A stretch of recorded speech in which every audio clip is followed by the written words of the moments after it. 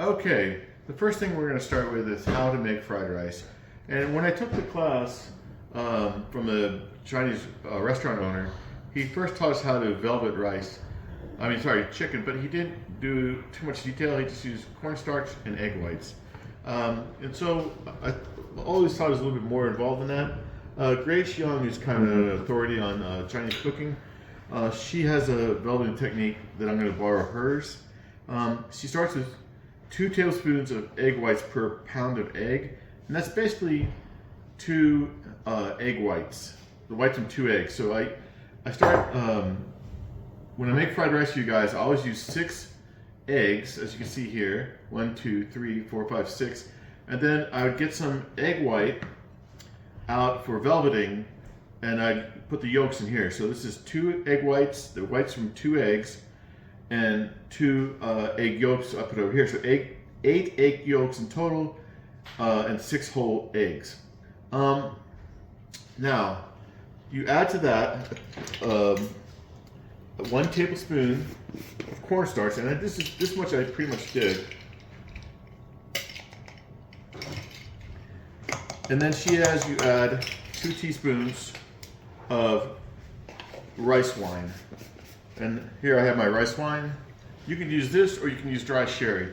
I used to use dry sherry in Plano and Denton, but you can get dried rice wine pretty easily now. So if you can't, go ahead and use dry sherry, okay? That will work also, and it's available at any grocery store. So let's see, I have this right. It's 2 teaspoons of the rice wine, 1 tablespoon of cornstarch, 2 teaspoons of rice wine, or you can use dry sherry. So here we go. 2 teaspoons of dry sherry, and then 3/4 of a teaspoon of salt. Let me get some salt.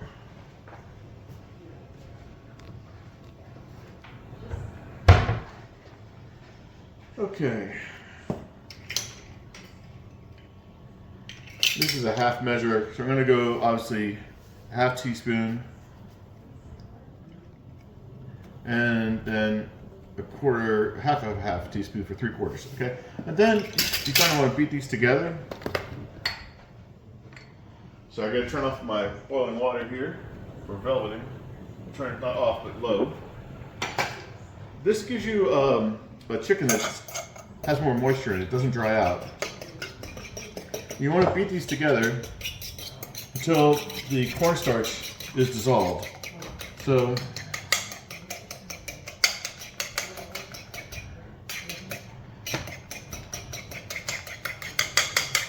it takes a little bit, as you can see. Not quite there. And this part I normally did not do. This might taste better than what I made for you as a kid. We'll find out.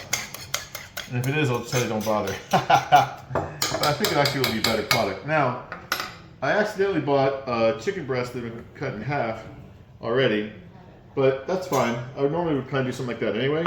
And then you want to cut against the grain, because that breaks up the structure of the proteins and makes it more tender. So, we're going to do that right now. Go against the grain and kind of bite-sized lengths, but then later I'm going to cut this strip-wise too. So let me cut these up real quick.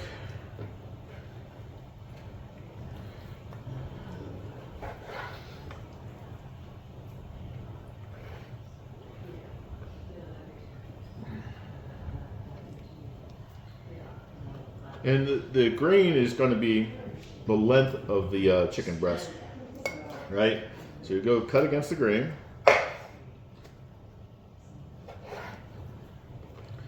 And of course, you're going to have chicken breasts that aren't like this. They'll be full. But I usually kind of cut them in half and make them a little thinner. Okay? So anyway, I'm just trying for bite size. This isn't scientific. If you want to be more careful, you could measure it out, I guess. But it's kind of meant to be quick. Anyway.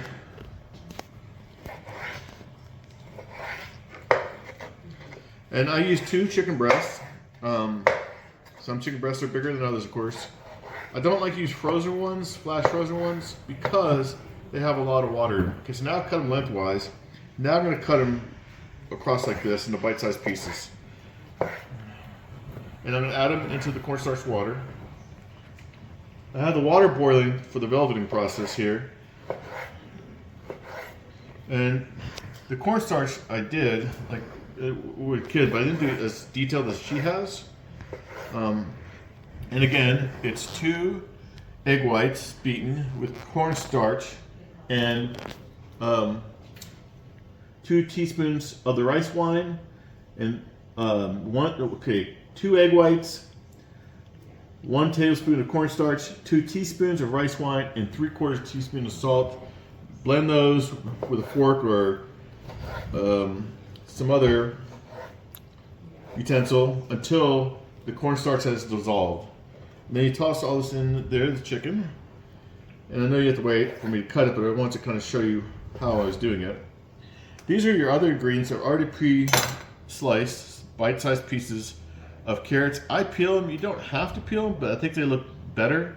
And part of eating food is how to say the nutrients are in the skin. He's right, but it looks bad to me. A ramekin of green onions, diced peas. These are frozen peas, and I add these at the end. I defrosted them, and later on I'm going to drain the water from them because it will make the rice soggy. And I have rice here from yesterday's beef and broccoli. I'm going to use about, I think, 3 cups of rice in the actual stir fry of cooked rice. We'll measure it out so we have some better numbers for you. I'm not really sure how much I use, to be honest with you. So anyway, I'm going to have Alex stop here while I get this prep done. Okay, so Aaron, now I'm mixing my chicken up with my cornstarch, egg white, and rice wine mixture. She says to put this in the fridge for a half hour. I don't have time to do it today, but I'm going to put it in there for a little while. So there we go. Just want to show you that. And now I'm going to start on frying the eggs. I usually use a non-stick pan. You could use a stainless steel or a wok. I find it sticks pretty easy to those, so it's a little more difficult, but you can definitely use a wok if you have one. If you have a gas oven, I think you want to get a wok. And that's what I'm going to get probably when we go to New Jersey. I'm going to buy a wok again. I get rid of my old wok. Do not get a cast iron wok. They're too heavy. They're difficult to move around. They do retain heat well, but that's their only real advantage. I don't really like them. And for a smaller person or a woman, they're kind of hard to handle. But even for a guy, they're kind of hard to handle. So a regular Chinese wok works best. Okay, stop. All right, hey Aaron, back again. So now we're going to do our eggs. I usually do the eggs in a non-stick pan. If you get really good, you can do them in a wok or in a stainless steel saucier would be good. I'm going to use a saucier tonight. When I go to New Jersey, I'll probably switch back to a wok. I think you have a gas stove. That's better. And a gas leak. So I'm going to mix these eggs up a little bit. You don't have to go crazy about them because you're just going to stir fry them here in a bit. There you go. This is 6 eggs, because my boys like eggs. 6 whole eggs and 2 egg yolks. So now I have a pan over here. Got my water cooking for velveting. And she says, like I said, to put the chicken in for a half hour. I'm not going to do that because I want to eat today. But we're going to do it for a few minutes. So now, I put these in here, get them started going. A little bit of oil in there. I didn't really measure, maybe 2 tablespoons. Be my guess. Get that up to, I had this on mid. You'd probably a gas stove, maybe 3 or 4. This is electric, so I'm going 5. And then I would use a rubber spatula, a silicone spatula, I should say, so it doesn't melt while you're cooking. We've had that happen before in the family. And I can't find a silicone spatula, so that's great. Here we go. Here's a nice big one. Boom, silicone spatula. So you want to stir these as if you're making scrambled eggs, but you don't have to babysit them as much as you would scrambled eggs. You can go a little higher heat, and you're not going to season these with salt or water. So you're just gonna cook them, and then when they're done, we'll get to the veggies. You can stop now. These eggs are about done. Alex, look at the pan. These eggs are about done. There's still a little bit of moisture. I'm gonna go ahead and put these in this bowl here, and I'm gonna clean this pan out, and I'm gonna start my veggies in a second. Okay, Alex, you can stop it, please. Okay, and now I got a little higher heat, 6 or 7, and I'm gonna start my veggies. Okay, I got maybe a tablespoon and a half in my 12-inch pan. You could do this part in the wok, of course, if you have a wok. And I'm gonna start with the carrots. I have a ramekin of carrot. This is 2 small carrots, or you could use 1 large carrot. Okay, and you can use other vegetables. I used to use bell pepper. Mom liked them, but I didn't, so I stopped using them. Anyway, so I do the carrots for approximately a minute. You can use a wooden spoon here, or I would use a silicone spatula. You could, but it might melt. Add extra microplastics because we all need those. Anyway, so you want to do the carrots first instead of the green onions because carrots take a little more time to cook because they're, of course, firmer. So, and I'm going to put a timer on for about 30 seconds. That's just me, you don't have to. And then after about 30 seconds, I'm going to add my onions, my green onions.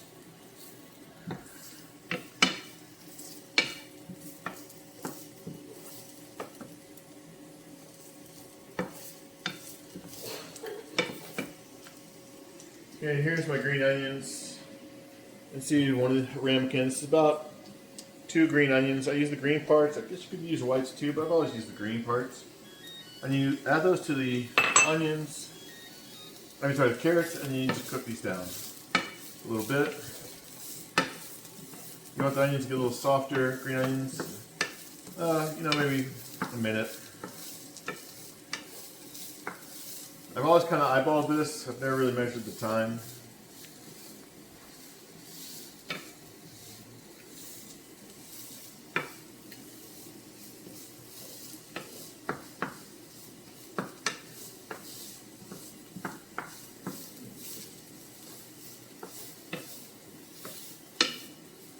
I guess I'm going to try one of the carrots. Carrots are still a little bit too firm. So I'm going to put a timer on. About a minute. Just take the guesswork out of it. Keep stir frying them. It's looking good.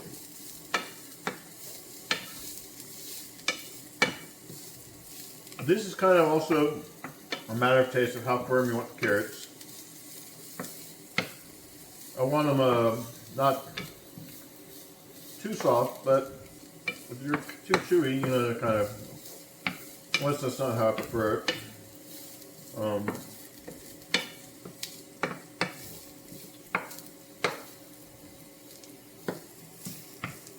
Try one again.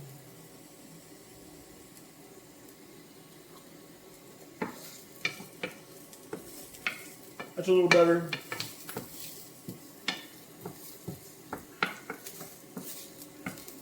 I'm going to give just a few more seconds to take them off. This doesn't have to be exact. You can taste the carrots as you go. See what you like. There we go. I'm going to add these to the eggs. As you notice, I haven't added the peas. I'll add the peas later. Cancel that. Now, next step is we're going to velvet the chicken. Go ahead and stop it for a second. Okay, now we're going to velvet the chicken.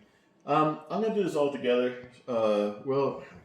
It's only, I guess I could do this in 1 pound batches because she does it in 1 pound. So I'm going to start with my chicken in water that I've added a tablespoon of oil to, okay? And I'm going to go ahead and just scoop it out here. You could do, I don't have enough water really to do 2 pounds. I don't feel comfortable with that, so. She says to cook it for 1 minute, so we'll set a timer for 1 minute. And you want to stir it so the chicken doesn't clump together. All right, and so I'm stirring it. Otherwise, the chicken will clump together. This isn't going to cook it through, but you'll get it nice and softer. And then we're going to drain it in a colander. So I'm going to use what's called, since I'm doing 2 batches, what's this called? A thingamajigger. Just call it a thingamajigger. No. Cynthia, what is this thing called? Colander? Here, I'll probably call it for you. What is this called? It's a skimmer, but it's not much longer. Okay, since I'm doing some smaller batches, I'm gonna strain it through this thingamajigger, which I can't remember the name. It's a Helen Chen thingamajigger. Who doesn't love a good thingamajigger? And you don't want to have excess water because you're making fried rice, right? So you scoop it into a colander and let it drip dry, and then we will get the extra batch out. Okay. So I have to do a little improvisation here because. Can you stop, please? Okay, here I am velveting the chicken again. You got your water at a gentle boil. I'm going to add my cornstarch chicken into the water. Set my timer for a minute so I don't overcook it. And I'm going to stir it so the chicken doesn't clump together. After a minute, I'm going to put this through a colander to get off the excess water. And this is, I made another batch earlier. This is what it looks like. You see? And this will stop it from drying out when I stir fry it. You're not supposed to, when you stir fry it later on, you're supposed to cook it through. You don't want to brown it, by the way. So. By the way. Here we go. I know, fun and exciting. Next, we're going to do the actual fried rice part. And like I said, for you people watching at home, that's going to be kind of important, right? And I have a saucier. A whopping 5 people watching at you home. can use a little more rice if you want, but my saucier will only take so much. So, it's a 3/4 saucier. Wok would probably take more. We've got a huge audience of 5 people. Good. Please move. I am actually getting back into making some content soon. Okay. Well, here's your first start. Okay, so let me get my saucier. Oh, can you get those? Okay, so part of the problems with stainless steel is the rice sticking to the stainless steel pan. One way you can tell if it's hot enough to cook without sticking is by putting a drop of water in there, and it should kind of dance on the stainless steel. I don't know if you can tell that there, but little droplets as they break off are dancing. So this is pretty much ready. So I let that water cook off. Yeah, they're dancing and prancing. And then I'm going to add some oil to the bottom here. I try not to use too much because I don't like greasy fried fried rice. But you need enough to coat the rice a little bit. So if you go low, it's a problem too. So there we go. And now I'm going to let this get hot. It gets it pretty fast because the pan's preheated. And I'm going to measure how much rice I use here. Now, you want to use rice that's cooked earlier so it has time to dry out. And you don't want it too dry, of course, but I'm going to break this up because it's a little drier than I like. I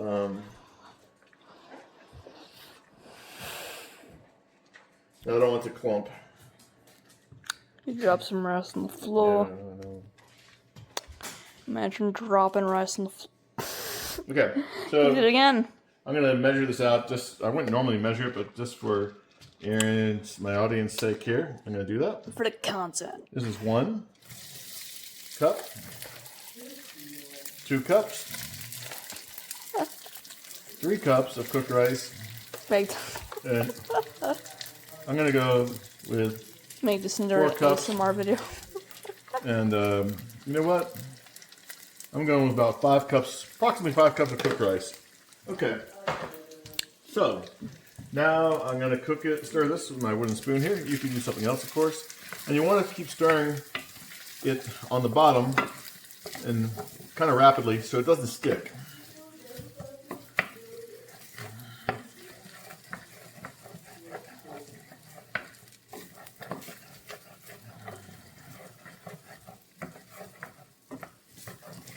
I'm just kind of heating the rice through. I'm going to put a timer on because it's kind of give me something to track it. But a little over a minute, minute and a half, I guess.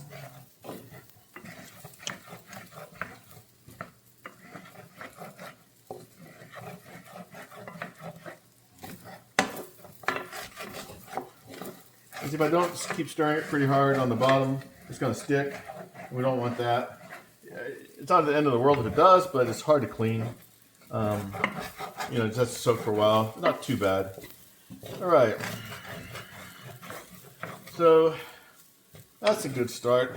I'm going to go a little longer. It was a good minute and a half. It's just me. Your mileage may vary, of course.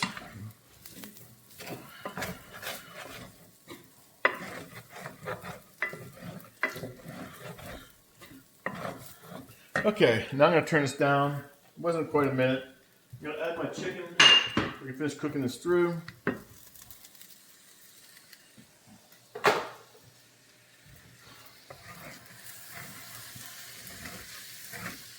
And I turned it down here to 5. You still want to keep stirring down to the bottom so that the rice doesn't stick to the bottom. Especially now that I'm at a lower temperature. So get a little bit of energy there.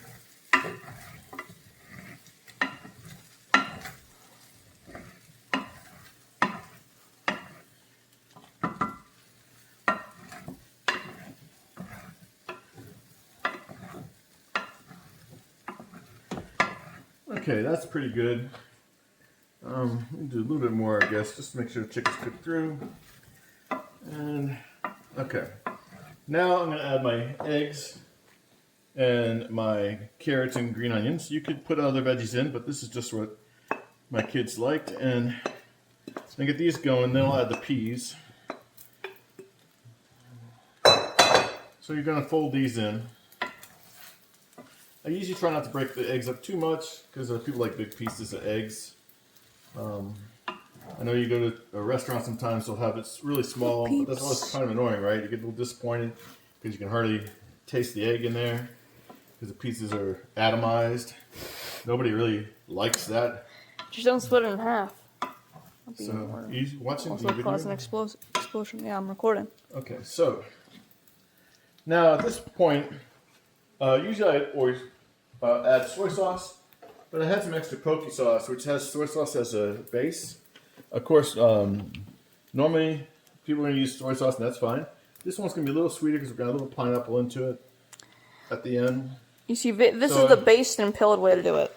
Yeah, this is not the way I always do it, but for a sweeter one, poke sauce is mainly soy sauce. That's the base, and there's ginger and other things in there. Some people think it's better than soy sauce. It's just different.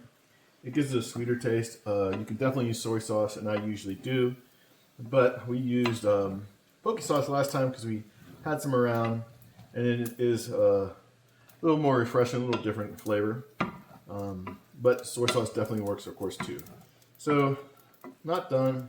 Add a little bit more. Just want to stir it in, incorporate it pretty good. There we go. Let me add a little bit more. And remember, only about -1 billion% of our viewers are subscribed. So if you could subscribe and hit that bell icon, that would help us a lot. That would help us a lot, yeah. I need to feed my family more fried rice, and I can't afford to buy fried rice if you don't subscribe. No guilt, please subscribe. It may be the only thing I post too, by the way, but please subscribe. And if you get our channel membership, you'll get nothing. Yes. Yes, if you want a channel membership, I might send you a coffee mug for $100 with my likeness on it. And you'll still have to pay for the membership. $5 a month. Yep, $5 a month. But please subscribe and buy a membership. Yep. To Jeff's. Jeff and Alex's Cooking. Jeff and Alex's Cooking. A semi-seasonal, once-a-year, lifetime kind of thing. Okay. Or we'll dox you. Now, let me taste this. Can you give me a spoon real quick, Alex? Maybe. Good. Is it as epic as you thought? I'm going to add a little more poke sauce. Now, one thing I will say about poke sauce, too, if you notice, my fried rice doesn't get as dark as it would with soy sauce. You know, I've added a fair amount. With soy sauce, you'll notice the color changing. My eggs are breaking up some, but not too bad. At this point, I'm going to add my peas. And the peas are just frozen peas. I defrosted them, I strained them, and now I'm going to add them. You want these to cook through a little bit. I put it in a ramekin. That's about a cup worth, I guess. 3/4 of a cup, I think, roughly. I'll stir these in. And you can add, let's say, bell pepper. Snow peas are good in this. Whatever vegetables you and your family like, of course. There we go. Bam. That's a normal fried rice for me and my family. Yep, and for a bit of extra flavor, you can add some bleach. No, you cannot do that. I hear the lawyers knocking at my door right now. Now we're going to add some pineapple for the wife because she's strange. But I love her anyway. Okay, and that's it. And with the pineapple, the poke sauce is really good because pineapple's sweet and the poke sauce helps accent that. If you're not going to add the pineapple, I understand. Just use regular soy sauce, of course. And we're done. Thank you, and please subscribe and buy a membership to Jeff and Alex's. And like the video and hit that bell icon. There you go. And share this with 1 billion people. There you go. Everybody in Asia and America wants to know how to make this. And if you don't do this, let's just say that your house isn't going to be so intact.